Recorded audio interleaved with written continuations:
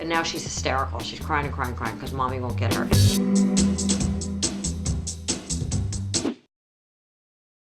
Hey everyone, it's Alice from Finslippy. A couple of years ago, I wrote a post on Finslippy, my blog. It was actually almost exactly 2 years ago, and I asked for people's worst parenting stories, their stories of parenting shame. I had had a particularly rough time with Henry, and I needed some reassurance that I was not alone in my ineptitude. And I got this huge response, like tons and tons of stories. Some of them quite bizarre. Worst parenting story. Can we only choose one?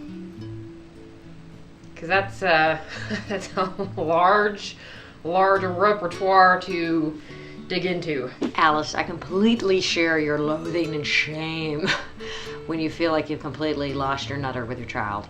I would say that's the stuff that I really feel the most about is when I quick to anger. This summer, I was holding a water bottle, like a squeeze bottle that, you squeeze it, the water shoots out.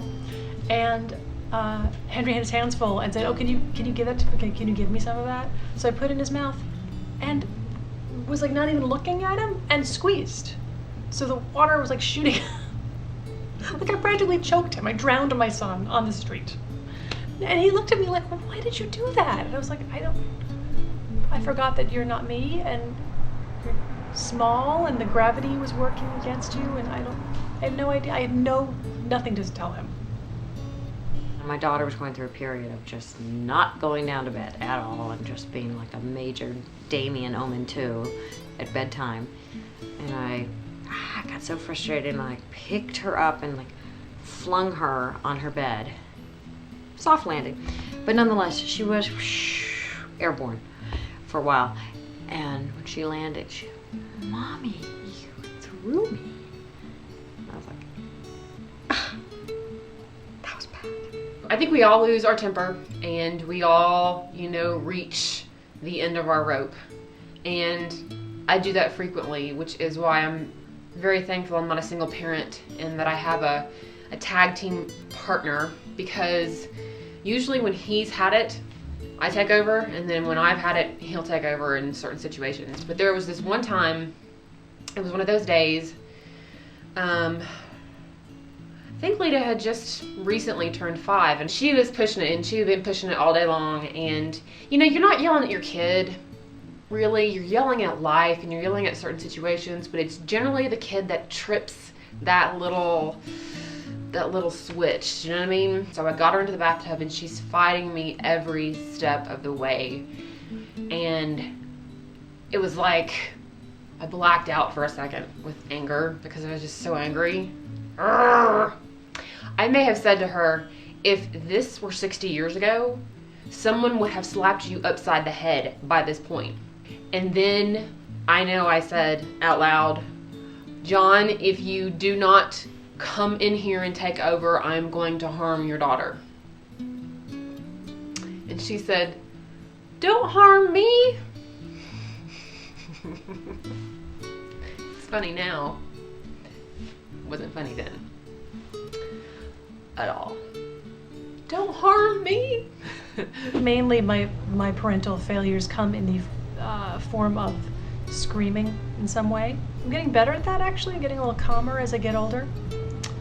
But the times they do happen, those incidents, I do not feel good about myself at all. Probably my worst moment, though, was when Vivian was she wasn't verbal yet, I don't know, maybe 18 months. We just visited a friend. I put her in the car, and kids love to play with keys, so I let her play with my keys. And as I'm walking around to get in the driver's seat, she, click, accidentally locks the car. And I was like, Vivian? So I come around, I'm like, press the thing again, and she's sort of like just thinking, playing with mommy. And I'm kind of like, oh my God, is the air gonna leave the car? Looking around for a sharp object that I could break the window and break in.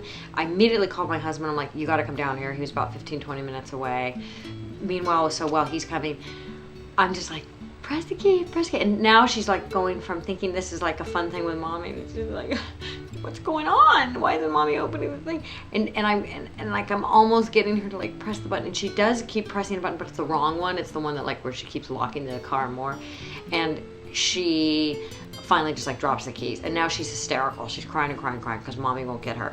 And I was like, do I call 911? And my husband's almost here, and I just, my husband did arrive, and we got it open. And I have never again let either of my children hold the keys when a door is shut in the car.